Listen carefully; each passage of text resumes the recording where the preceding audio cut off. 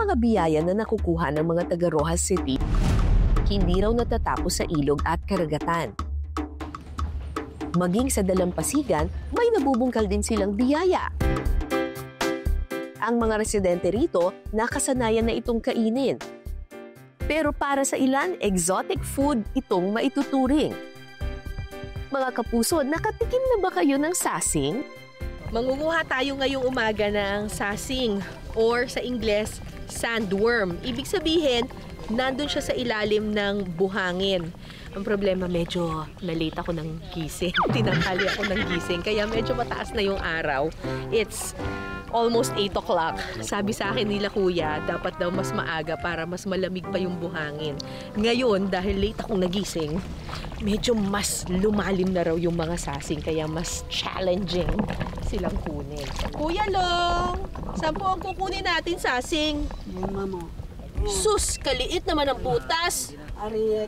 Are, pag mayroong ganito, andyan ang sasing. Opo, ma'am. O, sige, sige.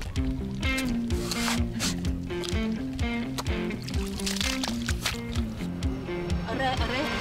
Ay, Sus Mariosep. Ang galing manguha, ay! Jackpot agad! Bukod sa mga dalampasigan, makikita rin ang sasing sa mabuhanging bahagi ng bakawan. Kapag merong maliit na butas sa buhangin, senyalis na ito na may sasing. Yung parang, are. Extra challenge daw ang pagkuha nito. Kailangan gumamit ng pala para hukayin ang buhangin. At saka ito dudukutin ng mabilis bago makabalik ang sasing sa ilalim ng buhangin. Ay, to. Ara siya. So, kailangan yung merong butas na maliit, tapos parang meron siyang ano sa likod. Sige. Ayun na yan! Nakita ko na! Naglalom! Sige, kuya! Hindi na natin na maabutan, ma'am. Ay, sus, Mariosep, nakita ko na siya eh. Ayun na lang, nagpasok! Sige, wala na. Nagpasok siya. Ayun, sus, Mariosep.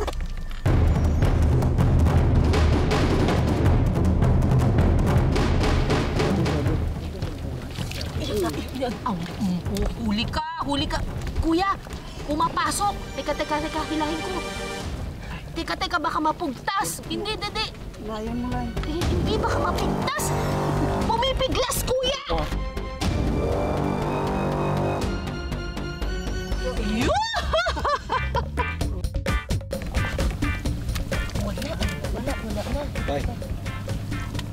Wala.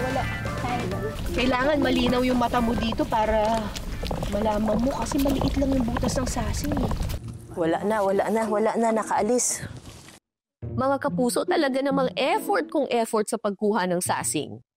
Yun, bato. Sus Mario. Teka lang, yung ulo lang nahawakan ko eh. Teka, wait lang. Sandali. Ang katawan. Ayoko kasi mapigtas. Sus, kahaba ay.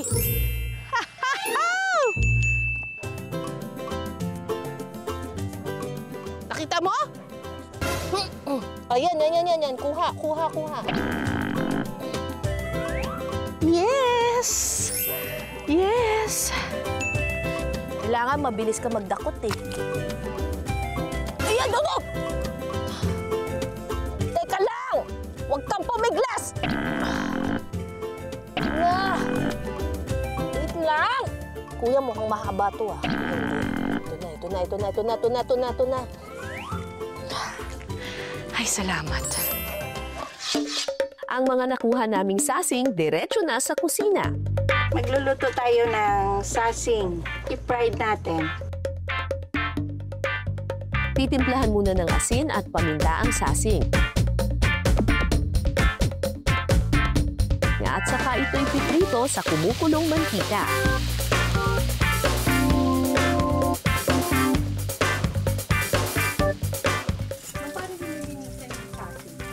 Binabaliktad po.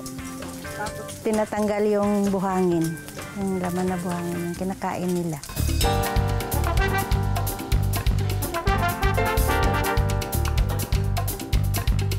Kapag Kapag golden brown na ang kulay, pwede nang lantakan ng crispy sassy. Yes! Yes! Kailangan mabilis ka magdakot eh. Are, ayun. Dadahan-dahanin ko lang to. Gently. Yun na. Wow! Ang pagkuha ng sasing talaga namang challenging.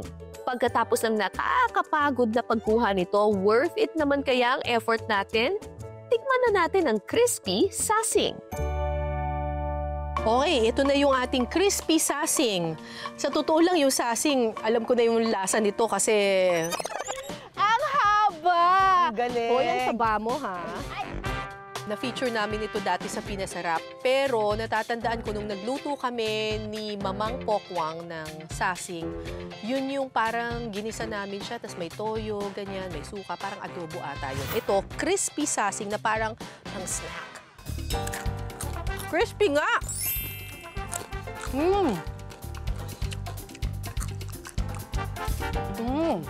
Parang siyang yung ano, yung shingaling.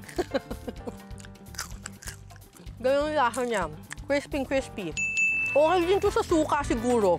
Pero ang susi talaga dito, kailangan gawin mo talaga siyang crispy. Good. Parang chichirya. Sarap.